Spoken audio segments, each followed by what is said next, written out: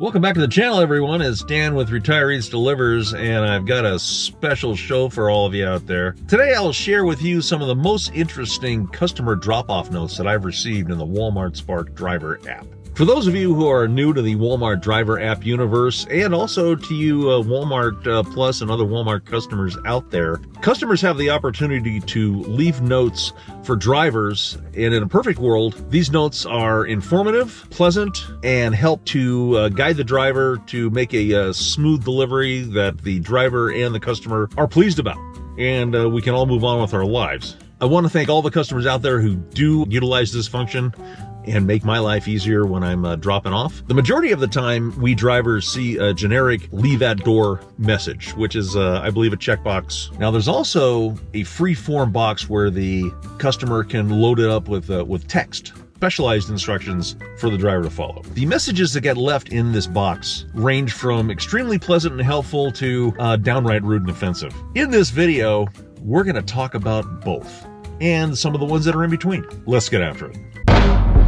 Let's start with this one. Please don't knock or ring the doorbell. Drop-off location, front door. Please put heavy and cold frozen items on chairs and table. Thank you for bringing my groceries to us. I love this one. I'm not ringing a doorbell. The order goes to the front door. The customer tells me exactly where the customer wants the stuff to go, and the customer used the magic word, thank you. Literally, there's no reason not to treat your Walmart driver like a human being who's out there doing a job just like anybody else. We all like to be treated fairly and humanely. Now, here's another one. It's not particularly warm and fuzzy. It does start with the magic word, please, and it gives clear and concise directions. Ends with a couple more magic words. Customer drop-off location, front door. Drivers, please do not enter property from the rear alley. Deliveries only accepted at front door, and please place items behind the column across from the door. Thank you. No reason I can't work with that. Wasn't mean, clear, concise, to the point, and appreciates my time. Now check this one out. You can tell a man wrote this one. It contains no pleases nor thank yous, but neither does it contain any offensive language or all caps screaming about something. Take a look at this. I was able to follow these directions to the T and get exactly where I needed to go, and I really appreciated it. There was nothing offensive about it. There wasn't anything particularly flowery about it, but I got the job done. Okay, this one is kind of a tweener. I can feel a little bit of hostility in it with some all cap language that was at the end of it. It did end with a please with an exclamation point. I'm not 100% sure that was meant to reward the driver for getting there successfully. There are a lot of great directions in this message that did effectively get me to the residence, but a couple of things that were not listed was, number one, a very steep gravel driveway that was almost impossible for my car to get up to, but I was able to get there. Second, yeah, I didn't leave the groceries at the places they didn't want me to leave the groceries. I did manage to get the groceries to the front door, but what they didn't tell me is that there was going to be 2 flights of stairs from the driveway to the front door, which is basically on the 3rd level of this house that's kind of screwed onto the side of a hill. So that would have been great information too. What I can tell you is that even though these are good directions, I'm never going there again. Just too much wear and tear on my car and too much wear and tear on my body. It's going to be somebody else's problem from here on in, but thank you for the effort. Now we're going to swerve into a controversial subject that wouldn't surprise me that all of you have run into in one form or another. And let's take a look at these customer notes. Please wait for my disabled mom to come to the door and get her order. She cannot carry all the items in, and they will go bad at her door outside. Thank you. Okay, now we know that entering a customer's house is against terms of use on the Walmart Spark app. This woman came to the door on a wheelchair, and there was no way she was ever going to get these groceries into her home.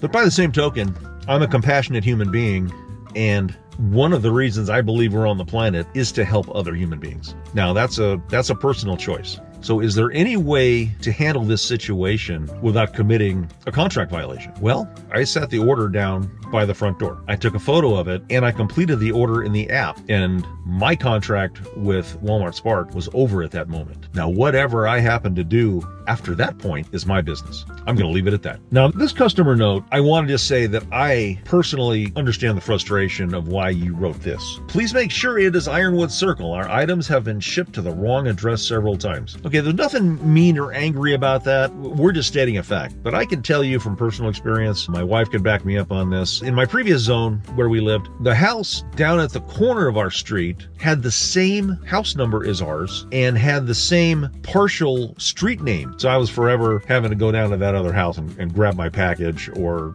contact them. We actually became familiar with these people and kind of a joke after a while. Thank God it was just walking distance. I want to thank this customer for actually giving me that explanation because it resonated with me exactly the way it was supposed to, but I can see another driver might think, wow, this customer must think I'm a big dummy.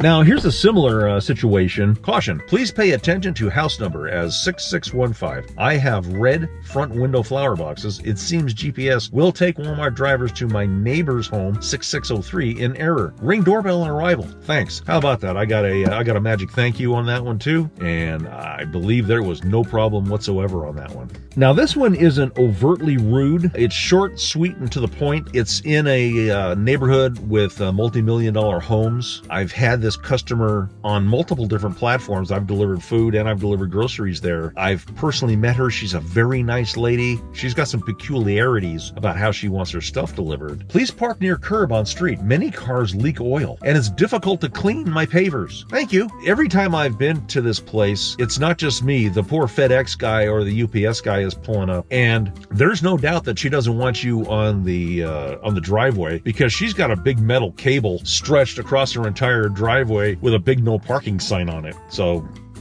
you're not getting up there, and it is steep. And then, it's like walking up to a castle. There's a circular stairway that gets up to her front door. Usually she's standing there waiting for you. Since I actually have had personal contact with this lady, I know that what she put in her directions is not malicious or angry in any way. This is just the way she filled in the box. It's not all caps, and she does thank us. So it's really up to me if I want to deliver stuff to her, but the one thing I can tell you, this lady is a great tipper. Now, although I have, honestly, many examples of customer notes that I didn't appreciate, I don't want to make this video super negative, but I'm going to have to include this one, and we're going to end with it. No matter what you see in these customer notes, the actual experience of delivering there, and it was at night in a rural area, it was pitch black, was worse than what it sounded in here. But let's go ahead. Here, take a look at this. Customer notes. The garage has the house number on the front. They are large metal numbers. Please leave all packages on the porch at the front door. All caps. Do not leave them in front or beside the garage. Period. Well, as I entered this neighborhood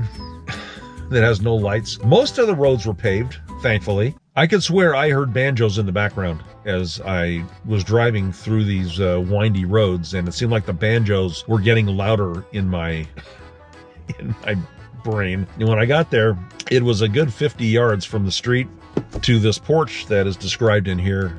But what is not described in this is that there is about 1.5 feet between the back of the garage and the front of the porch, and you have to sidle in sideways to climb about 6 stairs, which I wasn't even sure was going to support my weight. They were so rickety. And no, we didn't leave any porch light or anything like that on for the poor driver to deliver this at night. I didn't appreciate at all the customer notes. I have that address etched in my memory banks. It is on my blacklist. I am never going there again.